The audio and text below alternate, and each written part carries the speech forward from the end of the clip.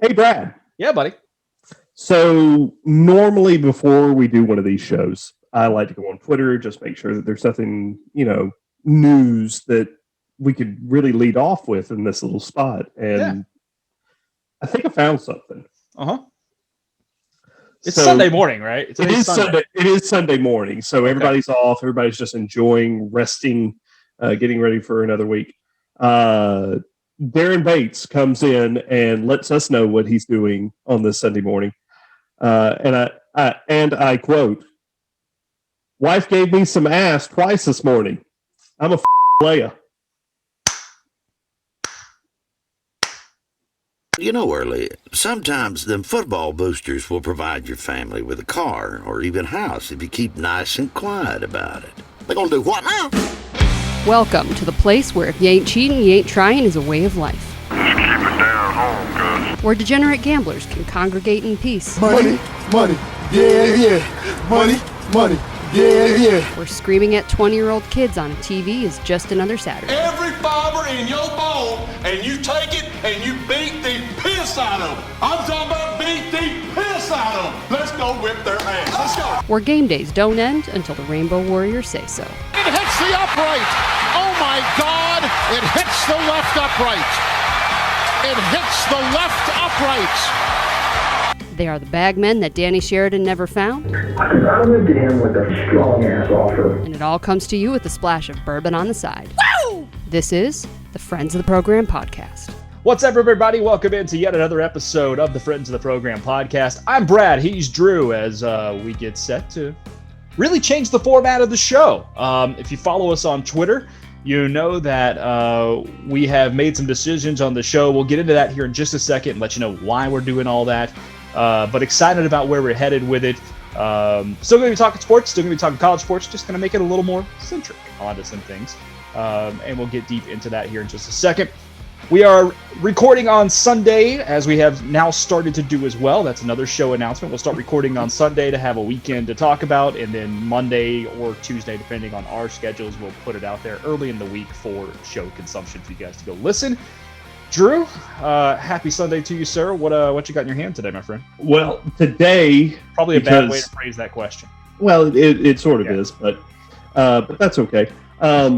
I went to France, as you know, I do. To go watch the United States win a World Cup. USA. Pointing. USA. Point at the flags. To go watch the USA win the World Cup, which that did happen. It doesn't matter what gender, it still happened. Four times, man. Four times. I've got 4 stars on my shirt. I don't know what you're talking about. See, my men's national team definitely does not. So No, they do not. No. And while in France, we stopped in NSA, and there was a very nice spirits establishment. And I was able to get a bottle of something that is you can find here in the States, but not for $65. So I'm having, because winners have Blanton's. Oh. And I believe that this team right here won a game yesterday against that team right a Kentucky there. Team? A Kentucky team. So winners have Blanton's on Sunday mornings. I think we're going to talk a little bit about that. I believe we're going to touch on that. I have gone to the Texas Pot Still bourbon from Balcones. Oh. It is, it's pretty decent. Yeah, you've had it. I actually just took my first sip of it today. I've had the blue label. This is the red label. This is the red label. The blue label is actually like a baby blue corn. It's made out of a blue corn. Yeah, I believe they call that maize. Yeah, well, yes. Red label is a little different. It's okay. Like it's the front end is a little harsh. I will say the back end's got a nice flavor to it once it really settles. Mm-hmm. It might take a little bit to get into it a little more. It was between this and some tequila I had in the thing today, which found a very, very good tequila. I'll probably break out next week. Okay. Very good. But all right, so we started the show off by talking about show announcements, changes that we're going to go through. Folks, let's give you our reasoning behind it, because we like to be transparent with you. For those of us who listen consistently. We have been doing this show for 5 months now or so, and the idea was to do kind of a show that talked about college sports nationally. And while that's been good, quite frankly, our highest engagement as far as online numbers, people listening, has been when we've been Auburn centric. We are, of course, 2 Auburn grads, and we put out a show or 2 that has been more Auburn centric, and those are by far blown out the numbers. So we are going to make this a more Auburn centric show. I know you guys might say, well, you've been talking Auburn anyway all the time. We do, but we also will talk Pac-12, we'll talk Big Ten, we'll talk everything. We're going to focus, kind of get deep into the weeds on Auburn every week now. This should allow us to bring you guys some more guests as well, because both Drew and I do have some connections back home throughout the Auburn media area, and people who are connected with the program. Just interesting conversations, potentially even former players, the different sports that we might be able to bring in as well. And then we'll continue to talk SEC as well. We'll branch out a little bit to the SEC, give you picks or just how it works into Auburn. But this is going to become a more Auburn-centric show. If you're not into that, totally understand. Yeah. But the way the numbers are showing us, this is what we should be doing. So this is what we're going to do moving forward. So with that, Drew, do you want to start football or basketball today? Well, personally, I always go on the floor and then we move out, or on the field and then we move out. So I think that right now, I think basketball is where we need to go, because the Tigers are on a 2-game winning streak. Well, it's 2 in a row. I was taught by Sweet Lou Brown that 3 is a winning streak. 3 means a winning streak, and it has been done before. Plus, I hear, because again, you're my basketball guy. We're both baseball guys, but I more just watch Auburn basketball, and then if they lose, I go, and then I walk away. You take it a little bit more personally. So I hear that there is a very good basketball player that has been finally liberated, freed by the NCAA and their towers up there in Indianapolis. So my Auburn story, and you know this, is I actually fell in love with Auburn through hoops. It wasn't through Auburn football like most everybody else. Transparently, folks, I grew up as a kid a Bama fan. I attended probably 50 Alabama football games wearing crimson and white growing up. Some things happened in my family. My mom got remarried. My stepdad introduced me to Auburn, and that's how it came. But he introduced me really through basketball, because I just like going to basketball games. So tickets would be available. Tigers weren't very good. You guys remember the 94-40 beatdown Auburn put on Alabama? Yep. I was at that game. The previous year, Auburn had beaten Alabama, and I was wearing Alabama stuff in the middle of the student section while I was like a freshman or a sophomore in high school. So this tells you like how deep this ran at the time. That 99 team that made the run to the Sweet 16 and got beat by Carmelo Anthony, that I was nearly every home game that year. And that was the team that really transformed me into an Auburn fan. So I love my Auburn hoops. I've been with them through the Tony Barbee years. I remember go back to Jeff Lebo. 2009. I was still living in Michigan. Auburn was playing at the NIT. Yeah, against Tulsa. I was at that game. It was me in one corner of a bar that I worked at in Michigan while I was trying to make ends meet for a little while before I moved back for graduate school, rooting on Auburn by myself while everybody was yelling why that TV wasn't on the Michigan State women's game in the NCAA tournament, because that's what they were all there to watch. And luckily I worked at the bar, so the owner didn't really care that I was sitting there drinking and watching Auburn. But that's where my love and loyalty tends to go. I still love my Auburn football. I travel all over the place for them. I spent many dollars following them, but I'm trying to contemplate right now, because Auburn basketball is going to be an hour from me in a few weeks. How much money do I really want? Because they're playing at Baylor. It's going to be one hell of a basketball game, but you can't get in for less than $200 right now. That's a cash. That's a drop. Steep. That gets steep, especially when I'm planning to go lose money at the track the next day. But let's talk about this week's Auburn hoops team, because yes, Sharife Cooper came back in the Alabama game a little over a week ago, and you could see immediately the offense change for the Tigers. Just up and down the floor, opens up a lot of shooting lanes for Flanagan. Really opens up the inside as well, because some of the big guys are having to extend out against Sharife Cooper. And that's allowing easy buckets down around the basket to happen. His court vision is unbelievable, especially for a freshman in college. But I think what people aren't paying attention to is close to him, because everybody's focused on this passing. His shooting it's got work to do. I think it'll come around. But his ability to dribble through traffic and create plays that way is mind-boggling to me, because he gets himself in and out of traffic and trouble quicker than anybody I've seen in an Auburn uniform.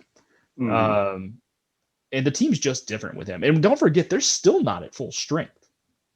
They're still missing Powell on the outside, a true shooter. And the team is missing a true shooter right now. And once he comes back, it's scary to think what this team can be. The last two games, obviously went out and blew out Georgia, scored 95 points on the road. Georgia's not that great. Let's be real here. No.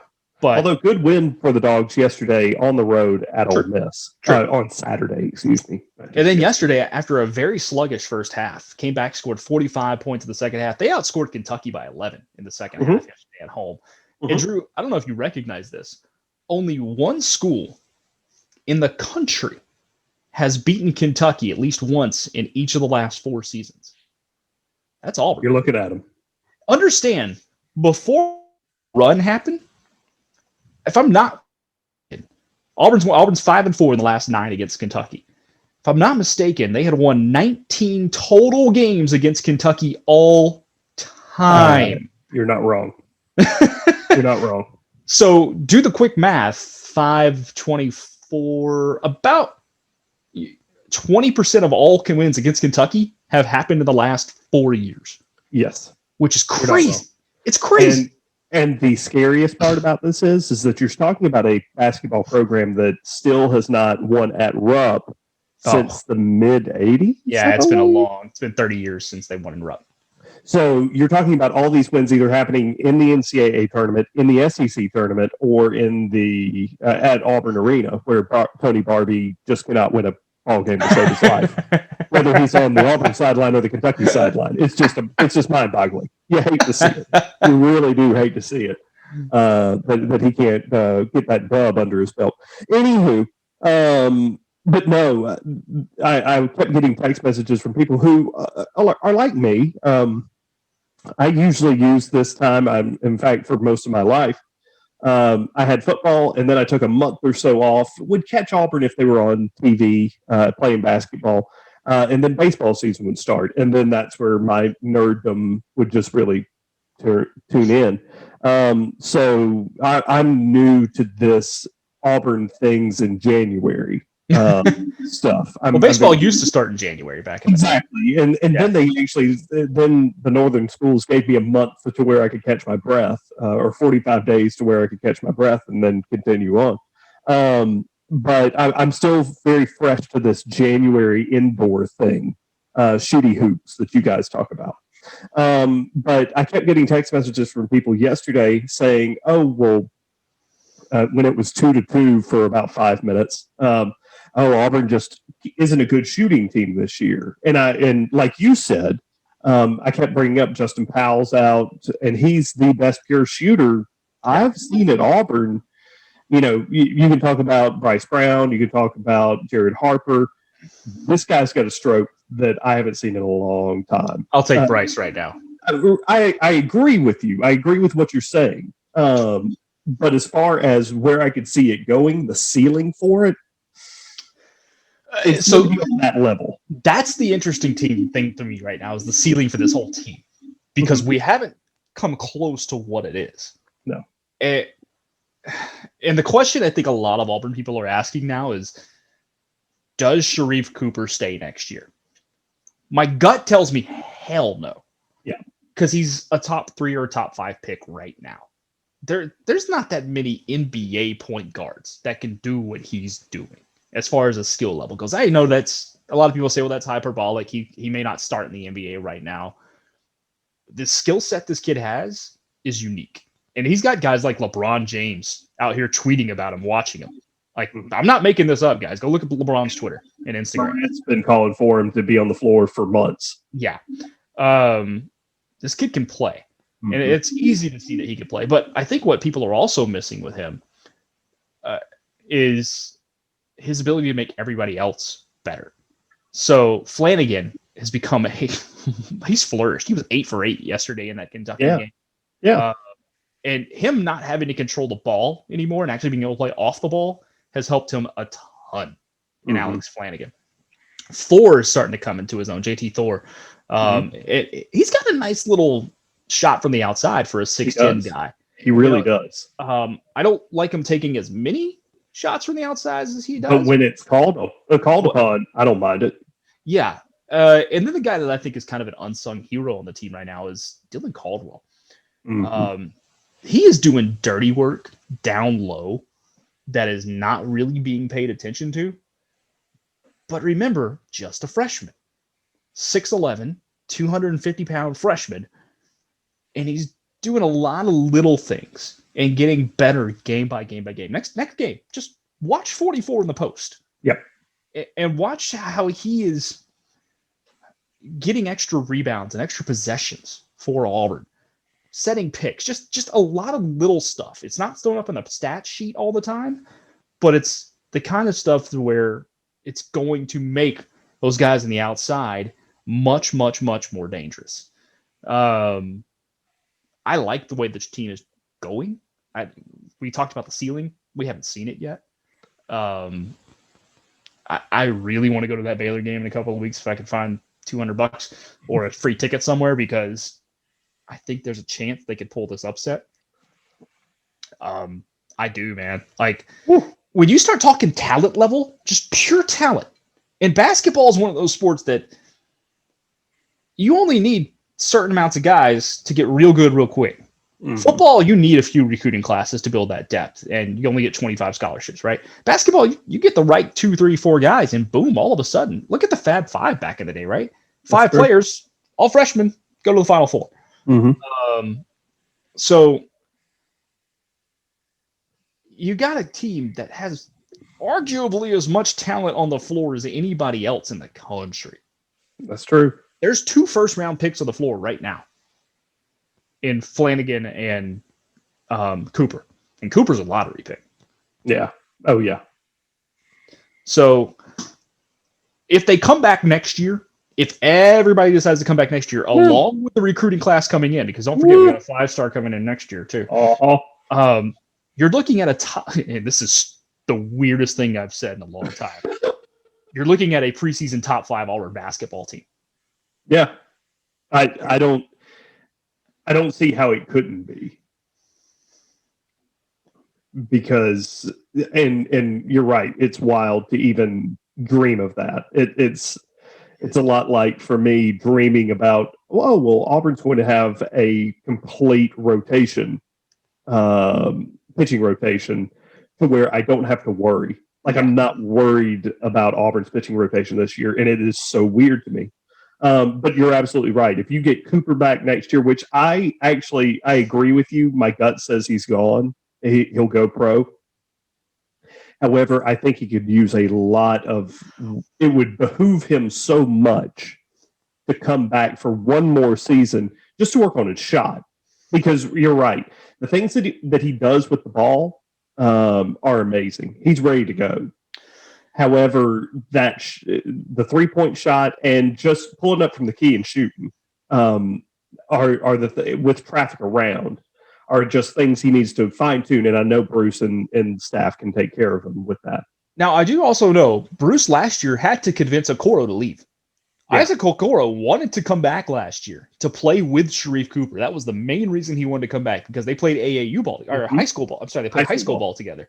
And Bruce was like, kid, you're going to be a top 5 pick. You gotta go. And Okoro's, I don't know if you paid attention, he's arguably the most impactful rookie in the NBA right now. Yeah. Up and on both ends of the floor, he's doing some work up in Cleveland.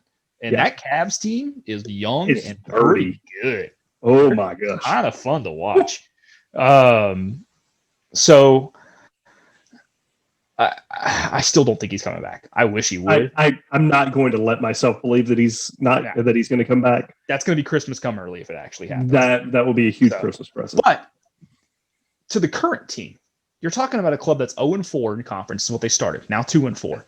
Yeah. Do they still sneak out 10 wins in the conference with 12 games to go? Can they go 8-4 the rest of the way? Let's see here. Let's play the game. Here's the schedule. I can put it right. I got it right in front of me. I got it right here. So at Arkansas this week. Yeah. Arkansas has been playing well, but since the Tigers saw them in the SEC opener, you're talking about a completely different Arkansas team. And point to that, Arkansas didn't blow Auburn out that day. No. Auburn was in that game late. Yeah, you're talking about a 97-85 loss. And again, you're talking about without Sharife Cooper. At South Carolina after that. South Carolina has been playing where the doggy do. Then number 17 Missouri comes to town in conference. That'll be tough. That'll be a real toughie. Baylor after that non-conference game on the road up in Waco. We get Georgia. Georgia should be a win at home. Ole Miss at home should be a win. Vanderbilt on the road should be a win. Kentucky on the road. Now Auburn hasn't won at Rupp in 35 years or something like that. Yeah. But what yesterday made you think Kentucky is better than Auburn? No, and Kentucky's issues, and the other part about this is, just like when at the beginning of the football season when we said, oh, there might not be any fans for the Iron Bowl. Good. That might give us a shot. Rupp Arena is a different arena when you limit fans in the arena. Well, it's not just that. Kentucky's not that good. Yeah, and Kentucky struggles with offensive production like I haven't seen them in a long time. And it's not something where I could go, well, plug in this guy, plug in that guy. I know that there was a lot of talk about that amongst Kentucky fans yesterday. I still don't see it. I still don't see where your offense comes from if you're Kentucky. Yeah. So is this the first time? I can see it. Looking further down the road, because there's a couple of games in there we should win. And then the last two games of the conference schedule, I think are fascinating. It's Tennessee at home and Bama on the road. And why do I say that's fascinating? Because you get the two best teams in the league right now. Bama's playing fantastic basketball. They are. But you get the two best teams in the league right now. But you get them at the end of the conference season when Auburn's had more time to gel and play together, and ostensibly everybody should be healthy and playing. Those are two. It's just a different look. You're not going to have Alabama against Auburn with Sharife playing his first game trying to figure everything out. No. And even then, Auburn gave them a game. And don't forget, those two games, like the damn Super Bowl this year, because Auburn's not playing in the postseason. Those are the last two of the season. Yep. There's no conference tournament. No SEC tournament. No NCAA tournament. No more sex champions. I'm going to hate losing the sex championship. That's Darren Bates is holding that one down strong this morning, too. I was going to say, D. Bates got that one locked. He got that on lock today. I don't know. I think after starting 0-4, a double-digit SEC season is possible. I really think 10-8 is doable. You're talking 4 more losses the rest of the year. That's not asking that much, I don't think. No, it's not asking that much, but it also shows the coaching acumen of Bruce Pearl if he can get that done. My favorite hot take I've seen from some national pundit on Twitter not long ago was Auburn starts 0-3 in conference, whatever, 0-4 in conference. Must be, our Bruce Pearl is going to be on the hot seat. Huh? Do you know the history of Auburn basketball? The man has got himself a lifetime contract. He got to the Final Four. He got Auburn to the Final Four. He could almost sacrifice the Eagle at the 50-yard line, and then they might have a talking to with him. Maybe. They might have a sit down with him. And for anybody that's listening in, thinking, oh well, what about that maybe isn't an Auburn fan? Maybe they decide to keep listening after our intro. Well, what about them sitting out this year for the probation or self-imposed probation? It didn't have anything to do with Bruce. Let me tell you, it had nothing to do with Bruce. But two, I'd make the trade every time. Go to the Final Four, sit out of the year. Go to the Final Four, sit out of the year. yeah. I'll do that every time. That's fine. Fine. As long as we keep putting dudes in the NBA, we're going to get players. Yeah. And we're going to have shots. And that's the most encouraging thing to me over the long-term health of the program. You know, back-to-back years we've had first rounders in the lottery, actually. Yeah. And we'll probably have 3 coming up with Sharife. Make it 3 for 3. Yeah. That's the kind of stuff that gets 5-star players coming into Auburn. Yeah. And I don't think we've seen the best of the program, if that makes any sense. We went to the Final Four, really should have played for the national championship if a freaking double dribble gets called. Yeah, if the rules get called. And I don't think we've seen the best of the program.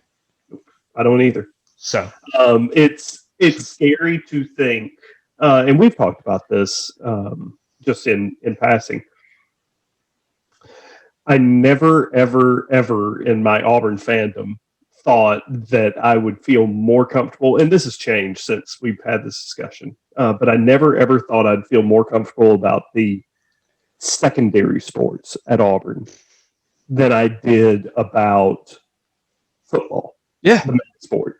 I always thought, well, football is going to be taken care of. I need to work to keep these sports, football or basketball and baseball, on the minds of Auburn people, like I used to in my younger days, because I want to win a College World Series. I want to win the men's tournament. I want to win the women's tournament. I have never felt like, well, my job here is done than with Bruce Pearl and Butch Thompson. No. Speaking of football, since we talked about that, now let's move over to what's happening on the gridiron. And obviously no games going on right now, but we're in the middle of a coaching transition on the Plains with Bryan Harsin coming in from the Boise State Broncos. He's filling out his staff right now, Drew, and some pretty interesting hires this week. Yeah. Tracy Rocker coming back. Going to take over that DL lines or that D line spot. Recruiting is the concern there, I think, because now he can recruit. I think the argument out there is, Joel, he doesn't recruit. He doesn't like to recruit. It doesn't mean that he can't recruit. Is it an upgrade over Garner? I think from a coaching standpoint, it arguably could be. Yeah, you could argue that it is. You lose a little bit on the wanting to recruit front because Rodney enjoys going out and meeting and molding. And where does he end up? That's a really good question. Because there are still a couple of openings out there. South Carolina? Does he end up there? Do they just switch spots? It's sort of happened before. I could see that one. I could also see him ending up at Tennessee. With Kevin Steele? Yeah, with Kevin Steele. They need a D-line coach after they fired Jimmy Brumbaugh in the middle of the season.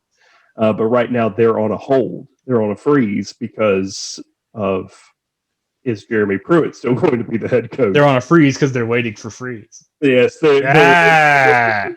Yes. But I could see him ending up there. Freeze, buddy. I'm here for your job. All right. If you don't understand the reference, just go watch South Park. Let's do this. I don't know. No, I can see Rodney ending up at Tennessee when it's all said and done, because if I had to guess, if Pruitt does get let go, Kevin Steele is your interim head coach. He interviewed for that job. Exactly. Pruitt got it. Exactly, which is why I think that's going to happen. Also, you don't just hire him as a defensive assistant for $450,000. Yeah, just to keep him as a placeholder. No, he is there just in case we need to fire Pruitt and need a coach. Needed a guy who's been a head coach before. He had that team ready to roll in the bowl game this year. So he had everybody ready to go. Hey, we only trailed by 1 at one point. that's what I would think. That's what makes the most sense. They've worked together. They know each other really well. So that's where I think he ends up.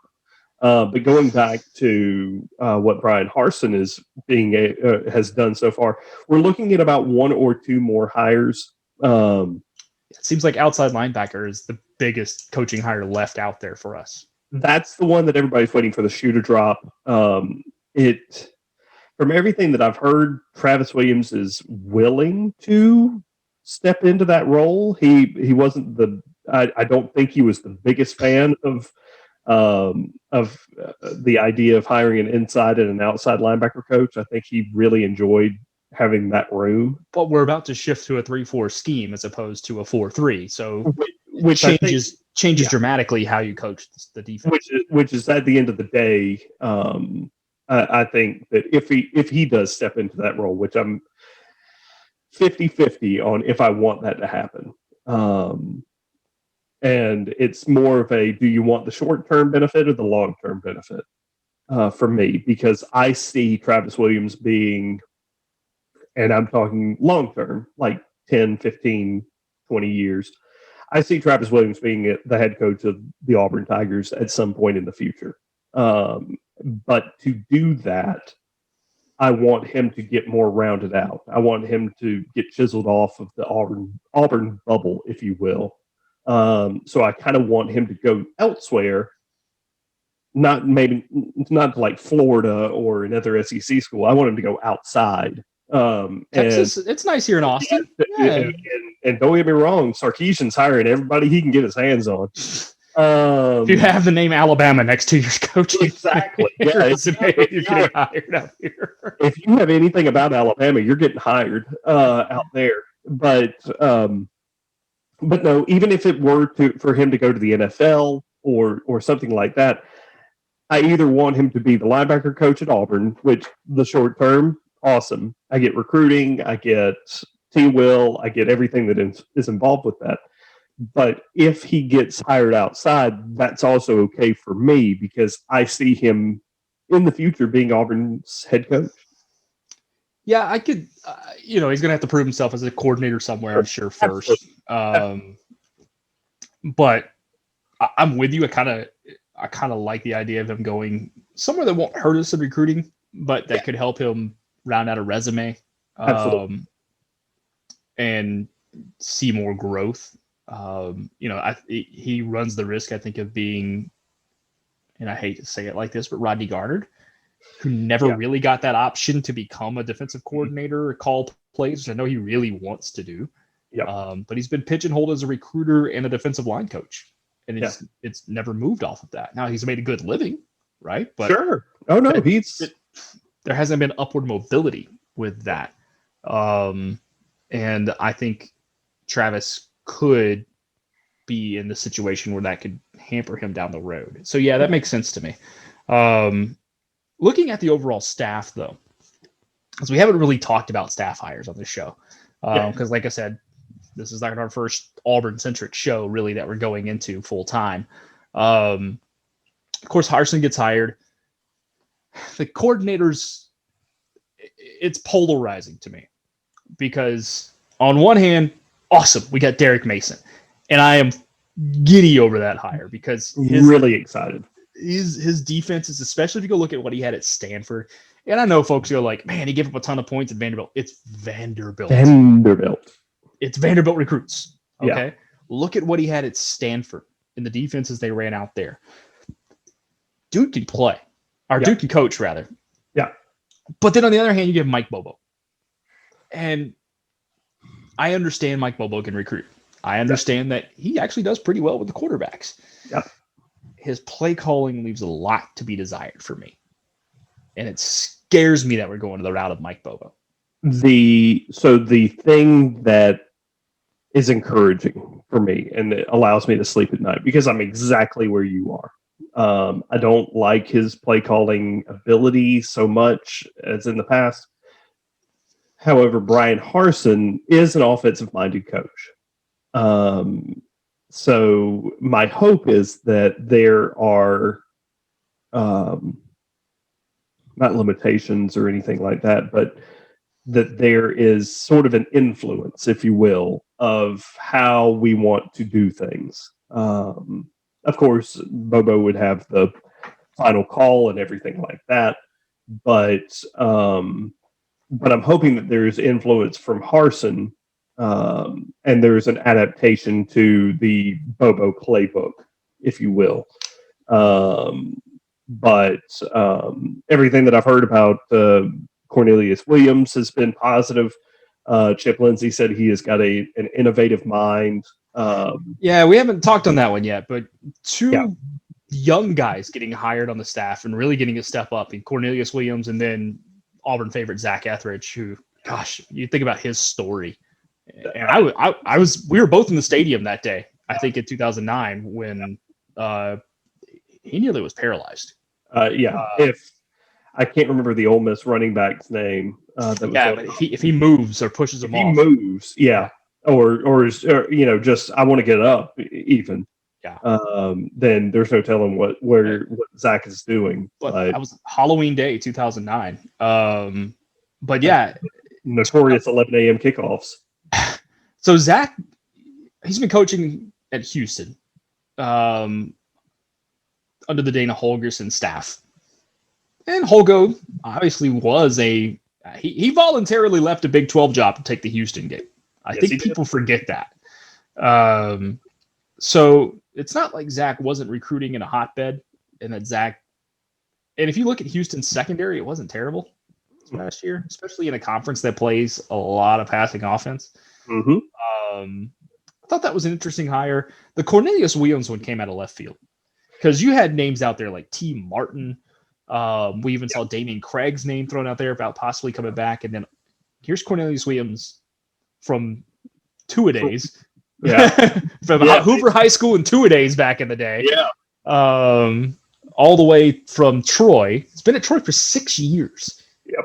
And that's a long time to be be an assistant at a Sun Belt level school. Typically, those schools rotate assistants every 2 or 3 years. But it's also maybe the first hire that we have that really has deep Alabama connections as far as recruiting goes. Other than Carnell, sure, because you can definitely put Carnell in the West Georgia, Alabama centered recruiting eye. Although I've heard that he's gone all the way out to California to talk to kids here recently. But no, I like this hire. I like what I've heard about him. I like that he is an Alabama-centric guy because traditionally, and again, I know that we're kind of mixing the traditional, the way things traditionally go. Auburn needs players from the state of Alabama, the state of Georgia, and the state of Florida. Everybody else, awesome. That's great. But those are the three states that when Auburn is right, Auburn gets. So I like that hire. I'm interested to see, and this is really weird to say, I'm interested to see production and recruiting from Will Friend on the O-line. I was about to bring up his name because he may be the most impactful hire out of the entire staff. He's the coach out of everybody on this list, as I look at it, that I'm, and that's, we've already talked about T. Will and everything like that. He's the one that I'm going to be looking to because Auburn really hasn't had a firm, solid coach on the O-line since, gosh, I can't even remember. I know it was before J.B. Grimes. Maybe Grimes' first time? Yeah, the first time. But he wasn't recruiting. It was all coaching. Yeah, I know. Yeah. And I'm even saying before that. But I know what I saw at Tennessee under Will Friend, and it wasn't impressive to me this year. And that was with a full five-star line, five-star recruits. So I don't know if that was just the culture at Tennessee. Yeah. Because the culture at Tennessee is garbage. It is hot, on fire garbage. So I don't know if that's just the culture that was there, and that's sort of the reason why he wanted to get out and go to South Carolina for a cup of coffee. You wonder if Tennessee didn't hurt itself at times. And I'm not trying to make an excuse for a friend here. No. Having Justin Garantano back there does not help. No. There were several times, I think back to a couple of games where he just threw pick sixes while standing in the pocket. Yeah. And with no pressure around him. There were times Tennessee could flat out run the ball. They were running over people at times this past year. The one thing that you're already seeing with him, though, is we're actually offering 4-star offensive tackles in our area. I forget the kid's name in Columbus that we just offered this week, who was getting no attention from the previous staff. He's in Columbus, Georgia, and he's a 4-star offensive tackle. And we're not talking to this kid? Yep. We're just now getting around to this? No. What the hell were we doing? It's interesting to think if it was just, well, he's not interested in us, so we're not even going to try. Or what I'm going to be interested to, as more people, as things calm down after all the hires and signing day, I'm interested to hear from people that are there on the ground what the difference is. What was it about this staff to that staff? What are the comparison differences as far as, was it just scouting? Was it, Georgia already had that guy? Or is it just, see the best way that I can put this, an influence of monetary giving on the recruiting back end, like the support staff finding these players to recruit, finding the talent, if you will. Because that's something that Bryan Harsin has said that he wants to do. He wants to get that recruiting support staff built. And he's hiring people just for that reason. Yes. Yeah. So this is why the Tracy Rocker hire doesn't concern me as much, because all that's going to be is limiting his area, limiting Tracy Rocker's recruiting area to where he doesn't have to go out there and see all these guys. Because I know he wants to go see Kumar play up here down the road on West End at Vanderbilt, which I wish he would transfer him down to Auburn. That would be If you're not familiar, Kumar Rocker is arguably the best pitcher in the nation right now. And you could drop him on pretty much any MLB staff, and Homeboy's going to be the one or the two. No, not right now, but he could start in Double-A right now, which for the Red Sox right now. That's not easy to do. People think about baseball and think, Double-A baseball. Do you realize how few people ever play Double-A baseball? It's pretty freaking tough. Yeah, no, it's. I almost hate that I'm in Nashville just because I have a AAA squad, which AAA is fine. I love AAA. But as far as getting to see young talent, I've got to go to Jackson, Tennessee, or maybe not anymore now that they've limited. I haven't seen the new layout of the map, but you can go see the Trash Pandas up in Huntsville. Yeah, could go down and see Trash Pandas. I mean, don't get me wrong, I'm all for it, but no, you're talking about more support on the back end for football recruiting. Yeah. To find these talented players to bring them to Auburn, and I don't know if the previous regime put forth that much effort to find those players. And you may already be seeing some of that because you mentioned earlier, Carnell's out in California recruiting already. I've seen kids in Washington get offers. A couple from California get offers. When Harsin said we were going to recruit the West Coast, he was apparently not lying. Nope. We're out here offering kids nationally that we've never done, which I love because we're a national brand and we should be. It's not like you could say Auburn football in Oregon and they don't know who we are, or Washington or wherever. If you're a college football person, you know Auburn. Oh. Bama recruits nationally. Georgia recruits nationally. And you're right. Focus should still be Alabama, Georgia, Florida. 15 to 17 should come from that Southeast squad. No reason to supplement from other states. I mean, absolutely not. We just pulled a quarterback out of Texas, right?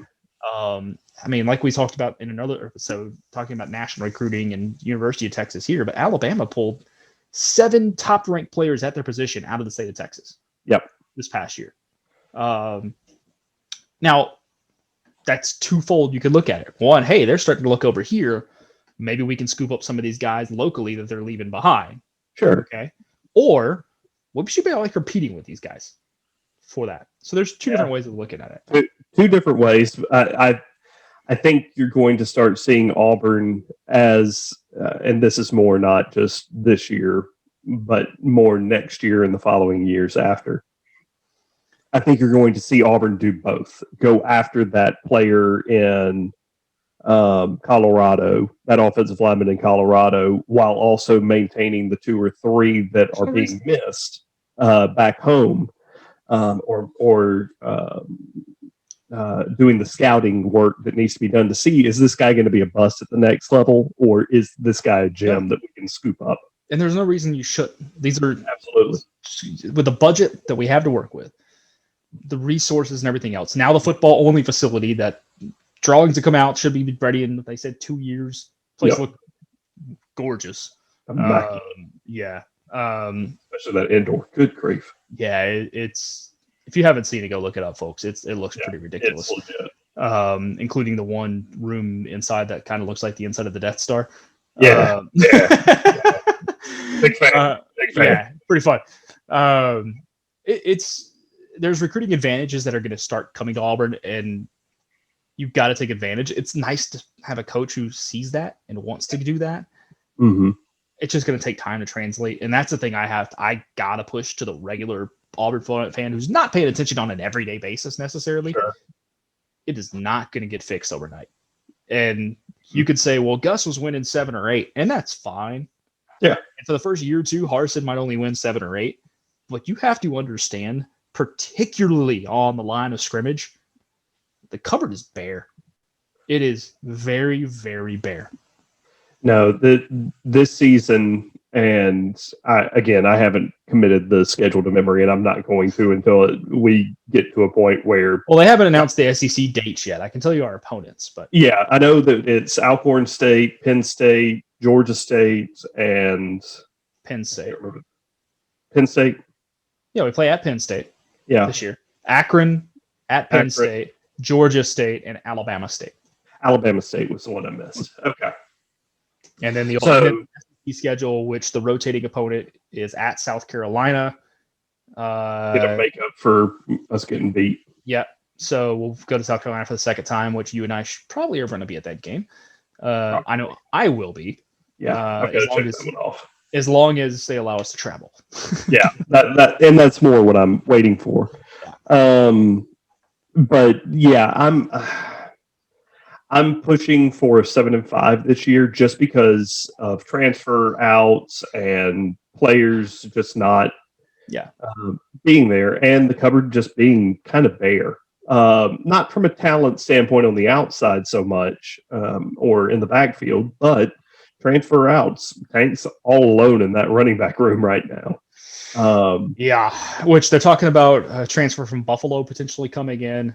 But you're talking about transfer out. It's not just running back. Big Cat Bryant going up. Big Cat Bryant, Quan Newkirk. Everybody.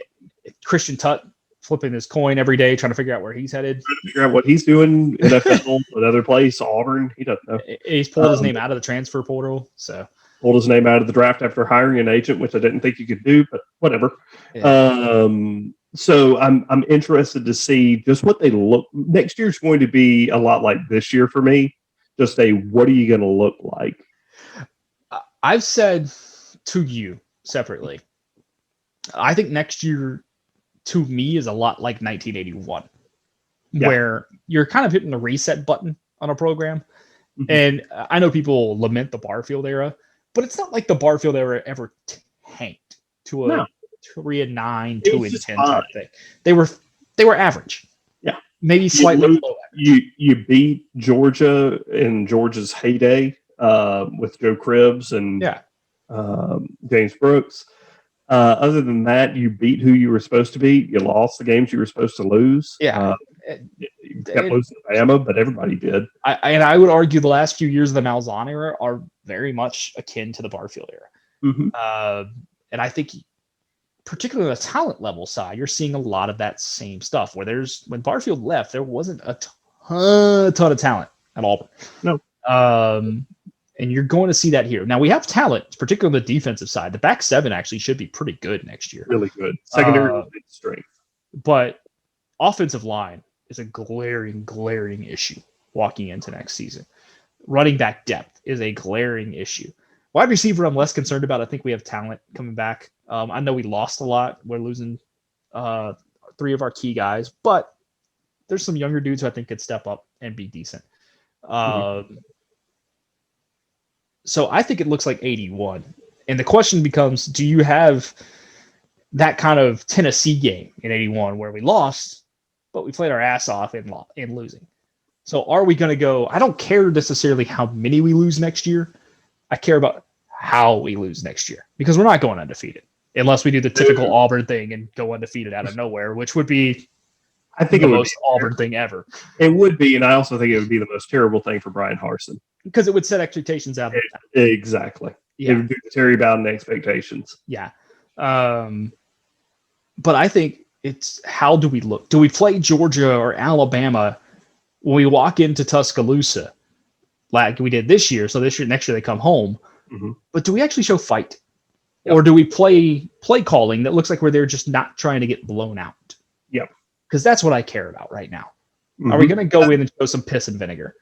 And I think that's where the Auburn decision makers, let's call them, were at. I don't know if Auburn wins that Texas A&M game, if that saves Gus, but the decision apparently was made after the Alabama game. As it should have been. As it should have been, because Auburn showed zero interest, zero fight. And it's not that we lost. No, it's that we didn't look. We looked like we didn't care. Well, that, and if you rewind to the Georgia game earlier in the season, they were 2 months apart. But tell me what's different about those games. Nothing. So I think that's where it was. Auburn came out and fought against Texas A&M kind of as best they could. I still don't think Texas A&M was a great football team this year. You should live here and listen to the Aggie fans, though. They're all excited.